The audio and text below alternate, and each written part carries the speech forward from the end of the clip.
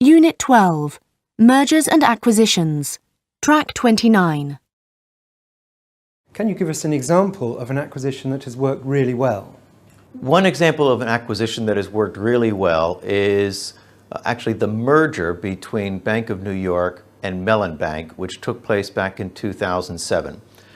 Those two banks had actually, interestingly enough, 8 years earlier, had an unsuccessful attempt at coming together, where Bank of New York had made a hostile attempt to overtake Mellon Bank.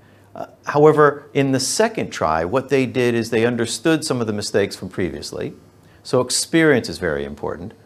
But most importantly, what they did is they met very early before the deal became public, and they determined what it was that were showstoppers, things that could derail, that could stop the deal in the future from being successful.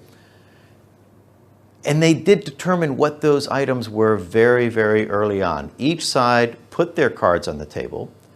They identified what those potential problems were very early and said, if we can't get past those problems now, if we can't agree on what those problems are, if we can't agree about how we're going to deal with them once we have merged, then we shouldn't go through with this merger. We want to make sure it's friendly. We want to make sure it's going to be successful. What they then did is, having worked through those showstoppers, those items that might not be successful, they then put together a team from both sides of very, very senior people, ultimately announcing the deal, including the identification of who was going to be running the firm, with about an equal number of people from both sides. Everybody therefore knew who their boss was going to be.